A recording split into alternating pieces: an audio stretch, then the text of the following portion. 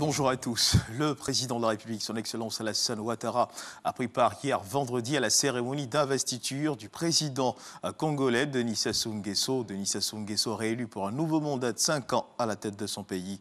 Viviane Haïma. Arrivé la veille à Brazzaville en provenance de la France, où il effectuait ses jours depuis le 9 avril, le président de la République Alassane Ouattara a pris part ce vendredi 16 avril à la cérémonie d'investiture de son homologue et ami, le président de la République du Congo, Denis Sassou Nguesso, réélu pour un nouveau mandat à la tête de son pays. Au terme du scrutin présidentiel qui s'est déroulé le 21 mars dernier, le peuple congolais lui a réitéré sa confiance en lui donnant la victoire au premier tour avec 88,40% des voix pour un taux de participation de 67,55% des votants.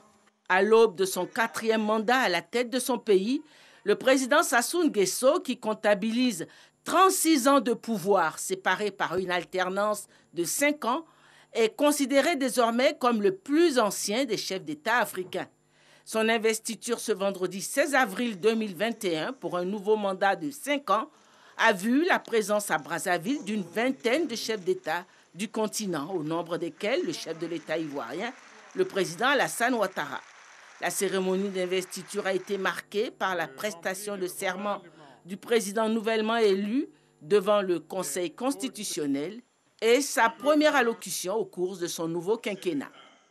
La cérémonie a pris fin par une parade militaire ponctuée par le tir de 21 coups de canon.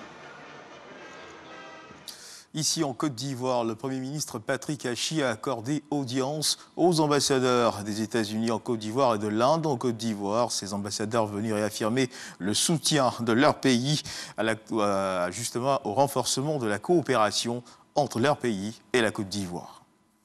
Ce qu'il faut également savoir, c'est qu'après une enquête du Bureau international du travail, le BIT, sur l'impact de Covid-19 sur les personnes vivant avec le VIH-Sida dans le secteur informel, il ressort que cette cible est confrontée à plusieurs problèmes, perte d'emploi, difficulté à se prendre en charge sur le plan sanitaire.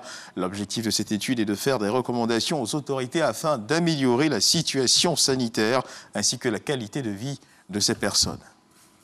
Dans l'actualité internationale, au Nigeria, l'armée assure avoir repris le contrôle de la ville de Damasak, située dans l'état de Borno au nord-est du pays, après une série d'attaques sanglantes menées par Boko Haram, où au moins 18 personnes ont été tuées selon les autorités.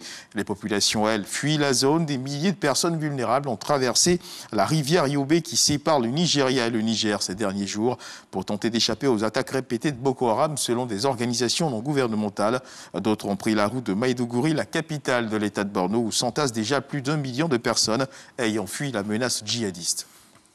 Toujours dans l'actualité internationale, sachez qu'un diplomate ukrainien a été arrêté par les services de sécurité russes qui l'accusent d'avoir reçu des informations sensibles d'un citoyen russe. C'est ce qu'a annoncé ce samedi le FSB, un diplomate ukrainien qui était au du consulat général d'Ukraine à Saint-Pétersbourg, Alessandra Sosuniuk, qui a été donc arrêté par le FSB, précise le communiqué.